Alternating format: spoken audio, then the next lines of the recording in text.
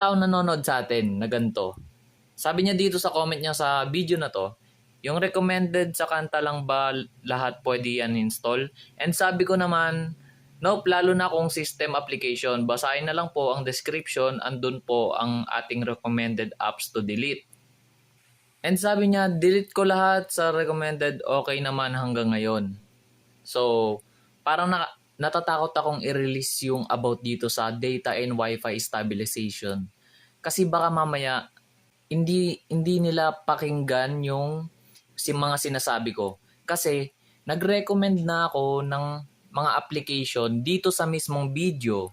Nireplyan ko na siya dito sa mismong comment section. Agad-agad nireplyan ko siya para ma-prevent yung pagbo-boot loop. Ito, may nagsabi nga, try mo nga restart phone mo kung hindi ma-stuck sa logo.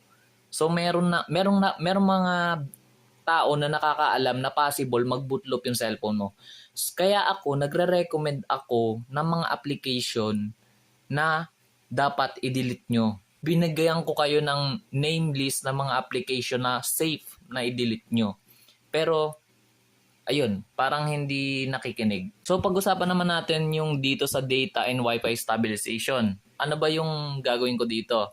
Dinagdagan ko siya ng FPS stabilize. Kung yung FPS nyo is hanggang 60 lang, hanggang 60 lang. Kung ang FPS nyo is mas mataas pa doon, i-stabilize natin siya. Kumbaga hindi siya pabago-bago. Or mas madalas na nandun lang siya. Kunyari 60 lang yung FPS nyo, nandun lang siya sa 60, 59, 58, nandun lang siya. Hindi siya bumababa, tas tataas, bababa, tataas. Doon nangyayari kasi yung paglalag.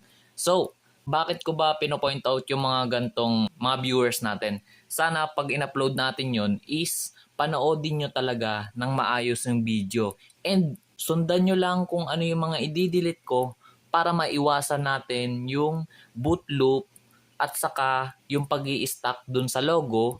And eto pa, hindi 100% na parang magiging flagship level yung cellphone nyo. Kung mapapansin nyo, yung cellphone ko is Tecno Spark 10C lang. Huwag kayong mag-expect na pag ginawa natin yung ganon is biglang magiging flagship, magiging Samsung S26 Ultra. Hindi po ganon yun. Kumbaga i-maximize lang natin kung ano yung capability nung cellphone nyo. So sana pag release natin, huwag kayong skip and panoodin nyo ng maayos yung video para wala tayong sisihan.